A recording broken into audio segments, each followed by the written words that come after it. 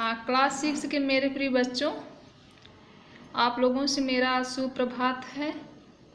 और जो पीछे का लेसन पढ़ाए हैं, हम ये आशा करते हैं कि वो आप लोगों को आ गया होगा। अब देखिए, हम चौथा लेसन पढ़ाने जा रहे हैं। ये लेसन बहुत ही अच्छा है और इसको समझने की कोशिश करिएगा, है ना। ये लेसन का नाम है दुख का अधिकार, यानी दुख पर भी अपना कुछ अधिकार होता है। लेकिन देखिए वो अधिकार कैसे होता है। देखिए, यह समाज दो तरह के लोगों का है। एक तो वह जो सुख दुख को दर्शाते हैं, एक तो मतलब यह समाज दो तरह के लोगों का है, तो उसमें दो भाग हैं। एक लोग तो वो हैं जो सुख दुख को दिखाते हैं, और दूसरे वह जो केवल दुख सहन करते हैं। एक दुख सुख को दिखाते हैं और दूसरे वर्ग के लोग सहन करते हैं, क्योंकि परिस्थितियां उन्हें ऐसा करने की अनुमति नहीं देती हैं। बेटा, परिस्थितियां मतलब जो समय होता है ना। कुछ परिस्थितियां ऐसे आ जाती हैं कि उन्हें ऐसा करने की अनुमति नहीं देती हैं। तो प्रस्तुत कहानी ऐसी ही एक गरीब माँ की कहानी है, जो धन के अभाव में अपने जवान पुत्र की मृत्यु के शोक की अधिकारी भी नहीं रहती है। आगे देखिए, मनुष्यों की पोशाकें उन्हें विभिन्न श्रेणियों में बांट देती। पोशाकें माने पहनावा, श्रेणियों माने स्तर में। प्रायः पोशाक की समाज में मनुष्य का अधिकार और उसका दर्जा निश्चित करती है। मतलब मनुष्य जैसा पहनता है उसी के अनुसार जो है समाज में उसको स्तर या दर्जा मिलता है। वह हमारे लिए अनेक दरवाजे खोल देती है, परंतु कई बार ऐसी भी परिस्थितियां आ जाती हैं कि हम जरा नीचे झुककर समाज की निचली श्रेणियों की अनुभूति को समझना चाहते हैं, तो उस समय यह पोशाक ही बंधन और अड़चन बन जाती है। अड़चन माने रुकावट। जैसे वायु की लहरें कटी हुई पतंग को सहसा भूमि पर नहीं गिर जाने देती, उसी तरह खास परिस्थितियों में हमारी पोशाक भी हमें झुकने से रोकती है। जैसे आकाश में पतंग उड़ रही है, अचानक हवा से कट जाती है तो ज़मीन पर नहीं अचानक गिरती है ना।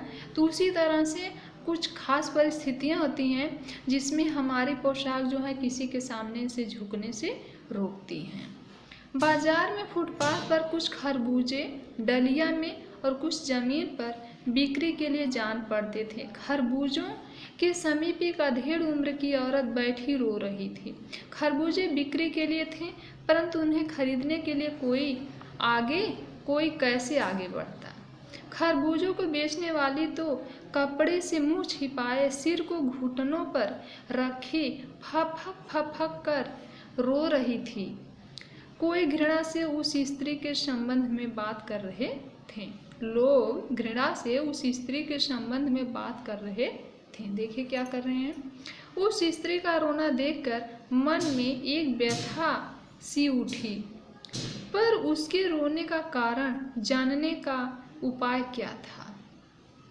फुटपाथ पर उसके समीप बैठ सकने में मेरी पोशाक ही व्यवधान बन खड़ी हो गई। अब देखिए, कुछ लोग बहुत अच्छे खासे कपड़े पहने रहते हैं, तो उनको भी किसी गरीब औरत के पास खड़े होने में दिक्कत होती है, परेशानी होती है। वो सोचते हैं कि हम ऐसे पहने हैं, अब उसके सामने जाकर खड़े होंगे तो हमारी क्या होगी, हमारी बहुत बदनामी होगी। इसी तरह से देखिए, लेखक भी कह रहा है कि उसके रोने के कारण को जानने के लिए हमको उसके पास जाना पड़ेगा, लेकिन उसके समय बैठने में हमारी जो पोजीशन है, जो पोशाक है, जो पहनावा है, यह बहुत बड़ी रुकावट खड़ी कर रही है। एक आदमी ने घृणा से एक तरफ थूकते हुए कहा, क्या जमाना है, जवान लड़के को मरे पूरा दिन नहीं बीता और यह बेहया दुकान लगा के बैठी है। दूसरे साहब अपनी दाढ़ी खुजाते हुए कह रहे थे, अरे जैसी नीयत होती है अल्लाह वैसे ही बरकत देता है। अब देखिए ये सब जो है कहने वाले उस औरत का उपहास कर रहे हैं। सामने फुटपाथ पर खड़े एक आदमी ने दिया सलाई की तीली से कान खुजाते मतलब खुजलाना होता है, खुजाते हुए कहा, अरे इन लोगों का क्या है, ये कमीने लोग रोटी के टुकड़े पर जान देते हैं। इनके लिए बेटा बेटी खसम लुगाई धर्म ईमान सब रोटी का टुकड़ा। बेटा खसम माने होता है पति, लुगाई माने होता है औरत, धर्म ईमान माने आप लोग जानते हैं। अगला देखिए, परचून की दुकान पर बैठे लाला जी ने कहा, अरे भाई इनके लिए मरे जिए का कोई मतलब ना हो, मतलब कि कोई मरे या जिए इनके ऊपर कोई प्रभाव पड़ने वाला नहीं है, पर दूसरे के धर्म ईमान का तो ख्याल करना चाहिए। जवान बेटे के मरने पर 13 दिन का सूतक होता है। सूतक मतलब जब तक घर पवित्र नहीं होता तब तक सूतक होता है। और यह यहाँ सड़क पर बाजार में आकर खरबूजे बेचने बैठ गई है। 1000 आदमी आते जाते हैं, कोई क्या जानता है कि इसके घर में सूतक है। कोई इसके खरबूजे खा ले तो उसका ईमान धर्म कैसा रहेगा, क्या अंधेर है। पास पड़ोस की दुकानों से पूछने पर पता चला कि उसका 23 बरस का जवान लड़का था। घर में उसकी बहू और पोता पोती हैं। लड़का शहर के पास 1.5 बीघा भर जमीन पर कछियारी करके, कछियारी मतलब बेटा होगा वही जो किसी का खेत लेकर के लोग मतलब खेती करते हैं, कछियारी करके परिवार का निर्वाह करता था। खरबूजों की डलिया बाजार में पहुंचाकर कभी लड़का स्वयं सौदे के पास बैठ जाता, कभी माँ बैठ जाती। लड़का परसों सुबह मुंह अंधेरे मतलब कि खूब सवेरे अंधेरे में ही बेलों में से पके खरबूजे चुन रहा था। चुनना मतलब तोड़ रहा था, चुन चुन करके। गीले मेड़ की तरावट में विश्राम करते हुए एक सांप पर लड़के का पैर पड़ गया। सांप ने लड़के को डस लिया। आगे देखिए, लड़के की बुढ़िया माँ बावली मतलब कि परेशान होकर ओझा को बुला लाई। ओझा मतलब जो ओझा सोखा जो भूत प्रेत को देखते हैं। झाड़ना फूकना हुआ, नागदेव की पूजा हुई। पूजा में दान दक्षिणा चाहिए। घर में जो कुछ आटा और अनाज था दान दक्षिणा में उठ गया।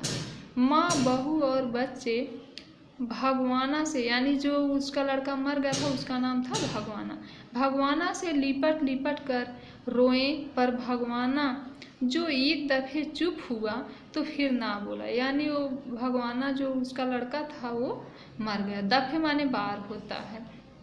सर्प के विष से उसका सब बदन माने शरीर होता है, बदन नीला पड़ गया था। जिंदा आदमी नंगा भी रह सकता है, परंतु मुर्दे को नंगा कैसे विदा किया जाए। देखिए यहाँ लेखक कहते हैं कि जिंदा आदमी नंगा भी रह सकता है, लेकिन जो मर गया, जो शव है, जो मुर्दा है, उसको किस प्रकार से नंगा विदा किया जा सकता है। यानी उसके लिए भी कफन चाहिए, उसको कफन देना जरूरी है। उसके लिए तो बजाज की दुकान से नया कपड़ा लाना ही होगा, चाहे उसके लिए माँ के हाथों के छन्नी कंगना एक मतलब आभूषण होता हाथ का, छन्नी कंगना ही क्यों ना बिक जाए। कहने का मतलब ये है कि बजाज की दुकान से यानी कपड़े की दुकान से उसके लिए जो नया कपड़ा लाना होगा, चाहे उसके लिए माँ के आभूषण ही क्यों ना बिक जाएं। भगवाना परलोक चला गया। घर में जो कुछ चूनी भूसी थी, यानी जो कुछ भी थोड़ा बहुत सामान था, उसे विदा करने में चली गई, यानी सब समाप्त हो गया। बाप नहीं रहा तो क्या।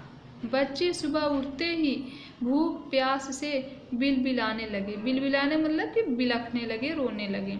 दादी ने उन्हें खाने के लिए खरबूजे दे दिए, लेकिन बहू का बदन बुखार से तवे की तरह तप रहा था, यानी उसकी बहू को बहुत अधिक बुखार हो गया था। अब बुढ़िया को दुअन्नी चवन्नी भी कौन उधार देता। कहने का मतलब ये है कि बुढ़िया को पैसे उधार कौन देगा, उसके पास उधार, वो उधार लेगी तो किसी को फिर उसका उधार कैसे वापस करेगी। बुढ़िया रोते रोते और आंखें पोंछते पोंछते भगवाना के बटोरे हुए खरबूजे डलिया में समेटकर बाजार की ओर चली, और चारा भी क्या था। कल जिसका बेटा चल बसा, आज वह बाजार में सौदा बेचने वाली है। हाय रे पत्थर दिल। उस पुत्र वियोगिनी के दुख का अंदाजा लगाने के लिए पिछले साल अपने पड़ोस में पुत्र की मृत्यु से दुखी माता की बात सोचने लगा। यहाँ पर लेखक सोच रहा है कि मतलब जैसे इसका पुत्र मरा है वैसे उसके पड़ोस में किसी का पुत्र मरा था, तो उसकी बात को लेखक सोच रहा है और दोनों की समानता कर रहा है।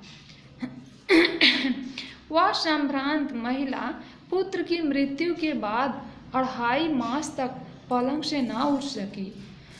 कहने का मतलब जब उसका पुत्र मरा था तो 2.5 महीने तक अपने पलंग से या बिस्तर से नहीं उठ पाई थी। उन्हें 15-15 मिनट बाद पुत्र वियोग से मूर्छा आ जाती थी, यानी जब उसको होश आता था तो पुत्र की याद करती थी, फिर वह मूर्छित हो जाती थी। और मूर्छा न आने की अवस्था में आँखों से आंसू ना रुक सकते थे। 2 डॉक्टर हरदम सिरहाने बैठे रहते थे, हरदम सिर पर बर्फ रखी जाती थी। शहर भर के लोगों के मन उस पुत्र शोक से द्रवित हो उठते थे, यानी शहर के जो लोग थे उसकी इस तरह से तड़पना देख करके वो सब दुखी हो जाते थे। जब मन को सूझ का रास्ता नहीं मिलता तो बेचैनी से कदम तेज हो जाते हैं। उसी हालत में नाक ऊपर उठाए और राह चलतों से ठोकरें खाता मैं चला जा रहा था, सोच रहा था। शोक करने, गम मनाने के लिए भी सहूलियत चाहिए, यानी शोक मनाने के लिए, दुख करने के लिए और गम मनाने के लिए कुछ अपना ढंग चाहिए, और दुखी होने का भी एक अधिकार होता है। हाँ बच्चों, तो इसको आप लोग फिर से पढ़ लीजिएगा, ये कहानी बहुत अच्छी है। और इधर देखिए है शब्द ज्ञान, तो पूरा जो जितना मतलब ये शब्दार्थ दिया गया है इसको आप लोग अपनी कॉपी पर लिख लीजिएगा।